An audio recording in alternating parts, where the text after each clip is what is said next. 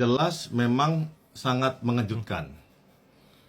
Ini ketika saya diwawancarai media lain, saya berkata mungkin itu nggak ditayangkan bahwa sebetulnya ada sesuatu yang kemiripan antara putusan ini dengan putusan PN Surabaya tentang Ronald Tanur. Ya kan, ada yang meninggal, tahu-tahu dibebaskan. Nah, ini kan ada satu pasal yang digugurkan. Padahal jaksa penuntut umum sangat yakin. Makanya dia menuntut 11 tahun. Nah, rupanya keyakinan ini tidak disambut baik dengan para pengadil. Artinya kita mesti melihat memang ada sesuatu hal yang memang terjadi ya antara di dalam itu, apalagi yang kita bisa lihat keanehannya. Bang Fahmi Bahmid itu kemana? Katanya ada yang dibilang di Opnam apa segala macam. Saya nggak tahu juga kan, makanya kan tiba-tiba di tengah jalan ganti. Anomali-anomali dan fakta-fakta ini yang merupakan dinamika yang terjadi. Tapi kita kan selalu berasumsi baik. Akan tetapi ingat, Kejaksaan Agung Republik Indonesia itu adalah institusi yang memang dinilai sangat baik sekarang. Jangankan tindak pidana korupsi ya, para koruptor dihajar semua, hakim ditangkapin. Cuman yang belum dia nggak nangkepin polisi aja, kan gitu. Mungkin nanti takut perang kali ya, karena tentaranya ditangkap sama dia. Artinya yang jelas kita mesti melihat hal ini adalah hal yang memang tidak dapat dikategorikan sebagai normal. Ya kan? 11 tahun tuntutan jaksa, tiba-tiba dakwaan kumulatif pertama dibantah, dibatalkan atau dibilang itu tidak terbukti, bahwa TPPU-nya tidak ada sama sekali. Kemudian dibuktikan hanya yang kata pengacaranya Niki adalah ini tidak ada pemerasan, tapi adanya pemaksaannya untuk membuka aib. Ya, tapi 4 tahun juga, Bos. Nah, makanya artinya ini udah sangat baik sekali sebetulnya. Sangat top markotop. Kalau saya di pihaknya Niki, pasti saya nggak bakal banding. Karena ini on favor banget. Ketika saya mencoba bilang pihak lain nyogok atau main-main soal perkara, tapi kok yang diuntungkan saya bingung juga ini. Tapi ini terus terang drama ini, wow, saya pikir sangat-sangat menarik untuk diikuti kelanjutannya sampai akhir bagaimana. Bang, berarti bisa dibilang kenapa Bang bilang tidak usah banding, tapi dari keluarga sendiri ingin mengajukan banding karena dari 4 tahun pinginnya bebas. Nah, ini lebih benar-benar wow lagi. Menurut Abang gimana? Ya, tadi kan seperti saya bilang, siapa yang melempar isu subab ke majelis hakim dan ke jaksa, tiba-tiba putusannya menguntungkan siapa? Itu aja logikanya. Karena memang kalau yang menyuap itu misalnya dari pihak korban, dia nggak perlu suap. Karena kenapa? Dia sudah disidangkan. Dihukum 1 bulan aja mungkin sudah puas kali, atau dihukum percobaan aja, ya, karena udah dirampas kembali uangnya, mungkin udah cukup bagi korban Reja Gladys ya. Karena kenapa? Dia dinyatakan bersalah, ya kan, sudah ditahan dalam persidangan. Artinya memang nggak bisa dibantah, itu hukuman yang sudah cukup berat lah buat Nikita Mirzani, apalagi dia nggak bisa keluar di medsos lagi.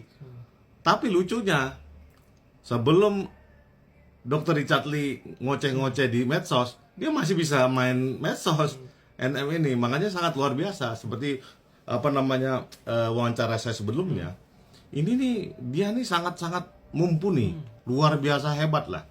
Artinya semua bisa diatur sama dia. Makanya ketika dia melempar isu bahwa Reja Gladys atau Fitri Sauteru atau siapapun yang berseberangan sama dia menyuap majelis hakim, tapi kok hasilnya menguntungkan dia. ya kan? Siapa kita patut bertanya-tanya, itu aja. Bang, berarti bisa dibilang abang termasuk salah satu penasihat hukum yang tidak setuju atau kecewa pasal TPP dihilangkan dan juga ibaratnya hukumannya disuper ringanin, vonisnya diringanin dari 11 jadi 4 malah kan. Menurut abang juga sendiri harusnya kalau TPP kan maksimal 20 malah harusnya tuntutannya kan, tapi ini malah diperinganan JPU. Bisa dibilang gitu, Bang? Kalau kecewa saya nggak ada kepentingan, makanya saya hanya komentator bola aja nih. Tapi ya sebagai praktis hukum. Iya, karena sebagai praktisi hukum kita menilai dari dari konstruksi hukum, dari konstruksi dakwaan, kemudian dari pembuktian di persidangan, Betul. dari hasil cross exam, dan kemudian pertimbangan-pertimbangan majelis itu saya nilai memang berani ya. Bukannya ada kejanggalan, tapi berani. Karena kenapa? Saya selalu komentarnya keras terhadap majelis yang mulia. Karena kenapa? Di Indonesia itu mungkin sistem criminal justice sistemnya agak parah ya. Karena kenapa? Ketika dia nggak lihat fakta sekalipun, di dalam undang-undang kehakiman itu, dia bisa memutus berdasarkan keyakinan dia. Jadi lu mau ngomong apa aja segala macam, ketika dia memang makannya dari rumah enak, hakim bisa mutus, oke, kamu bisa bebas hari ini. Tapi kalau ketika dia dihina-hina di muka persidangan, dibikin gaduh segala macam, diperingat. Keyakinan dia memang luar biasa. Saya sangat menghormati Mahkamah Agung. Akan tetapi, mohon maaf bos, yang ditangkapin kemarin soal Migor sama Kejaksaan Agung, masa nggak kapok-kapok nih para hakim? Oke, Bang. Bisa, dari sisi PH-nya RG juga bilang sebenarnya dia tidak mempermasalahkan vonis dari majelis hakim yang 4 tahun dan denda 1 M tersebut. Yang penting Niki diputus bersalah. Gitu. Tapi ya dibilang kecewa juga nggak kecewa karena ya dari tuntutan 11 jadi 4 kan, apalagi belum remisi dapat remisi dan sebagainya, paling mentok-mentok kan setahun atau setahun setengah kan Bang, dipotong-potong. Menurut abang sendiri sebagai sesama penasihat hukum gimana nih melihat dan mendengar dari PH-nya RG? Ya mungkin hampir sependapat ya. Tapi yang saya miris itu soal tim Kejati ya, dari Kejaksaan Tinggi DKI ya. Mukanya di mana dia? Dia udah nuntut 11 loh. Betul.